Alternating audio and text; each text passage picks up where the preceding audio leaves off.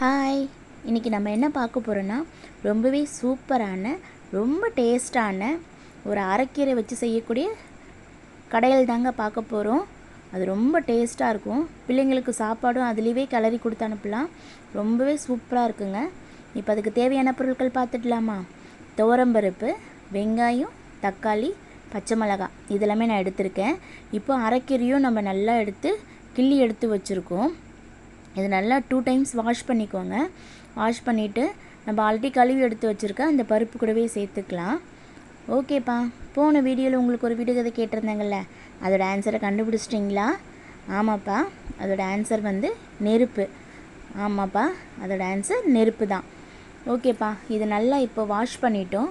Wash பண்ணி குக்கரில் போட்டுக்கலாம். இப்போ நான் குக்கரில் போட்டுக்கிறேன்ப்பா. எனக்கு சீக்கிரமாக வேகணுன்றதுக்காக குக்கரில் போட்டுக்கிறேன். நீங்கள் வேணால் தனியாக ஒரு பாத்திரத்தில் வேக வச்சு கூட எடுத்துக்கலாம். இப்போ அதுக்கு தேவையான அளவுக்கு பூண்டுமே போட்டுக்கிறேன். நான் ஒரு பெரிய சைஸ் பூண்டு போட்டிருக்கேன்.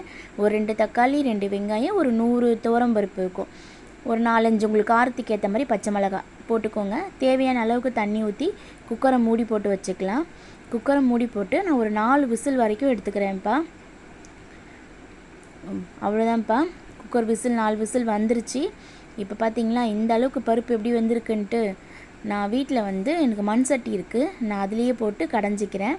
உங்களுக்கு மண் சட்டி இல்லை அப்படின்னா நீங்கள் மிக்சியில் கூட போட்டு எடுத்துக்கலாம். ஆனால் நல்லா ஆற வச்சதுக்கப்புறம் போட்டு அரைச்சி எடுத்துக்கோங்க. அவ்வளோதான்ப்பா. இதை நல்லா மண் சட்டிக்கு மாற்றிட்டு நல்லாவே வெந்துருச்சு பாருங்கள். கொஞ்ச நேரத்தில் கடைஞ்சாலே நல்லாவே கடைஞ்சிரும். அவ்வளோதான்ப்பா, மண் சட்டியில் மாற்றி எடுத்துகிட்டு கடைஞ்சிக்கலாம் இப்போது. ஓகேப்பா, இன்றைக்கான விடுகதை என்னென்னு பார்த்துடலாமா? கிள்ளினால் அழுவான், ஆனால் கண்ணீர் வராது. அவன் யார்? இந்த ஆன்சரை நீங்கள் கமெண்ட் பண்ணுங்கள். இதோட ஆன்சரை நான் உங்களுக்கு நெக்ஸ்ட் வீடியோவில் சொல்கிறேன். அவ்வளோதான்ப்பா. தேவையான அளவுக்கு உப்புமே அதுலேயே சேர்த்து நம்ம கடைஞ்சி எடுத்துக்கலாம். இப்போ புளி கூட நீங்கள் இப்போவே கூட இந்த சூடுலேயே கூட புளி போட்டு கூட கடைஞ்சிக்கலாம்ப்பா. ஆனால் நான் புளி தனியாக ஊற வச்சுருக்கேன். இப்போ இது நல்லாவே கடைஞ்சிட்டு நல்லா பார்த்தீங்கன்னா தெரியும் உங்களுக்கு, இந்த அளவுக்கு கடைஞ்சிருக்கும். நல்லாவே கடைஞ்சிருச்சு. அவ்வளோதான்ப்பா. இதுக்கு சூப்பரான ஒரு தாளிப்பு ரெடி பண்ணிடலாமா?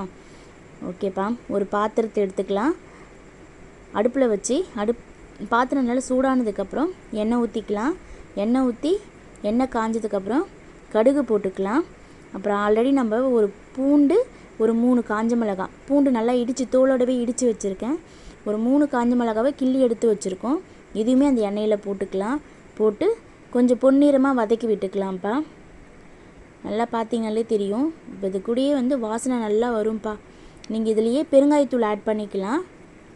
நான் சொல்ல மறந்துட்டேன். நான் புளி தண்ணி ஊற வச்சு வச்சுருக்கேன்னு சொன்னாங்களே, இந்த தண்ணியை இப்போ அதில் நான் இதில் சேர்த்துக்கிறேன். இது கொஞ்சம் லைட்டாக கொதி வரும்போது இப்போ நம்ம ஆல்ரெடி கடைஞ்சி எடுத்து வச்சுருக்க கீரையுமே அதில் ஊற்றிக்கலாம்.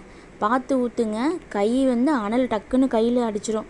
அதனால் பார்த்து ஓரமாகவே சேர்த்து ஊற்றுங்க. அவ்வளோதான்ப்பா, நம்மளுடைய கீரை குழம்பு கடைஞ்சல் ரெடி ஆயிடுச்சு. இது சூப்பராக இருக்கும்ப்பா. இதை செஞ்சு வச்சிட்டிங்கன்னா பசங்கள்லாம் அவ்வளோ விரும்பி சாப்பிடுவாங்க. ஓகேப்பா, அவ்வளோதான், ரெடி ஆயிடுச்சு. அடுத்த வீடியோவில் உங்களை சந்திக்கிறேன். பாய்.